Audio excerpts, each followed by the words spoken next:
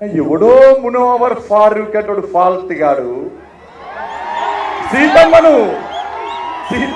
రాముల వారిని వ్యంగ్యంగా మాట్లాడితే ఒక్క కమేడియన్ గారికి తెలంగాణ రాష్ట్రంలో 2000 మంది పోలీసుల భద్రత మధ్య 2000 పోలీసుల భద్రత మధ్య ప్రోగ్రాం పెట్టుకోవచ్చన్నా. ఎందుకు పెట్టుకోవచ్చన్నా? సీతమ్మని తిట్టిండన్నా, రాముల వారిని తిట్టిండన్నా, హిందూ దేవతను అవమానపరిచిందన్నా. వానికి తెలంగాణ రాష్ట్రంలో స్వేచ్ఛ ఉంది. పోలీస్ బందోబస్తు మధ్య స్వేచ్ఛగా కార్యక్రమాలు చేసుకోవచ్చు. ఎందుకు పెట్టిందన్నా? మళ్ళీ లిక్కర్ స్కామ్ విషయంలో చర్చ జరగద్దని చెప్పి బాదరగా వాడిని తీసుకొచ్చి ఇక్కడ ప్రోగ్రాం పెట్టి మనందరి దృష్టి మళ్లించే ప్రయత్నం రాష్ట్ర ముఖ్యమంత్రి చేసింది. లిక్కర్ వై మతం అని వచ్చే విధంగా చేసింది ఎవడన్నా? నీ కొడుకే పిట్టటిల్లు. నీ కొడుకే నీ కూతురు కాపాడడానికి, నీ కుటుంబం మీద వస్తున్న అవినీతి ఆరోపణ దృష్టి మళ్లించడానికే మునవర్ ఫారూక్ ని ఈ తెలంగాణ రాష్ట్రానికి రప్పించి ఇలా తెలంగాణలో ప్రజలను రెచ్చగొట్టి 2 మతాల మధ్య విద్వేషాలు రగిలించి రాజకీయ లబ్ధి పొందేటువంటి మూర్ఖత్వపు ఆలోచనతో ఆలోచించే మూర్ఖత్వ కుటుంబమే నీ కుటుంబం, నీ పాలన అన్న విషయాన్ని ఒక్కసారి రాష్ట్ర ముఖ్యమంత్రి గుర్తుంచుకోవాలి.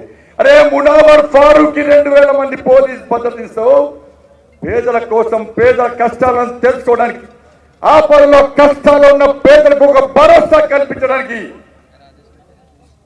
మన సమస్యలు వినడానికి ప్రజా సంగ్రామ యాత్ర భారతీయ జనతా పార్టీ చేస్తుంటే మాత్రం భారతీయ జనతా పార్టీ సభకు కానీ, భారతీయ జనతా పార్టీ ప్రజా సంగ్రామ యాత్రకు మాత్రం అనుమతి లేదన్న తెలంగాణ రాష్ట్రంలో.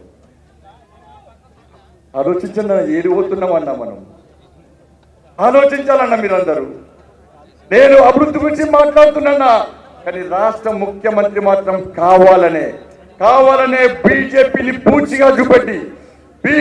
పూర్తిగా చూపెట్టి భారతీయ జనతా పార్టీ మతతత్వం రెచ్చగొట్టే ప్రయత్నం చేస్తుంది, మత ఘర్షణ చేసే ప్రయత్నం చేస్తుందని చెప్పి కావాలని డ్రామాలాడుతూ స్ట్రాటజీలో భాగంగా భారతీయ జనతా పార్టీని బదనాం చేస్తూ హైదరాబాద్ లో అల్లర్లు సృష్టించేటువంటి ప్రయత్నం చేసిన మూర్ఖుడి రాష్ట్ర ముఖ్యమంత్రి. ఆలోచించండి అన్న, ఫ్రైడే రోజు గొడవలు చేయాలా? అని చెప్పి ముఖ్యమంత్రి బాదరగా అత్యవసర సమావేశం పెట్టిన శాంతి భద్రత సమావేశం. ముఖ్యమంత్రి చెప్తే గొడవలు అవుతాయి, ముఖ్యమంత్రి ఆపితే గొడవలు ఆగుతాయి.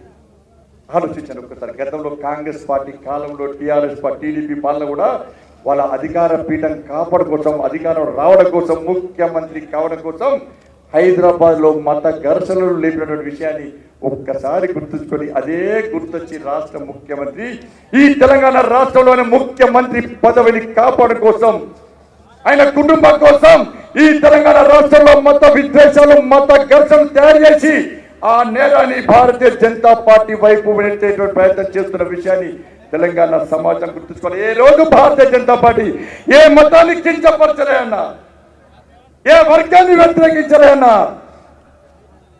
టిఆర్ఎస్ పార్టీ హిందూ సమాజాన్ని హేళన గుర్తున్నది, హిందూ దేవులను అవమానపరిచే పని. రాష్ట్ర ముఖ్యమంత్రి, నువ్వు నిజమైన హిందూ కదా, నిక్కసైన హిందూ కదా, సీతమ్మ వారిని, రాముల వారిని కించపరిచిన మునవర్ ఫారూక్ ని ఈ తెలంగాణ రాష్ట్రానికి ఎందుకు రప్పించినవో ఇలా హిందూ సమాజానికి ఎప్పుడు లేకుంటే హిందూ సమాజానికి క్షమాపణ ఎప్పుడు.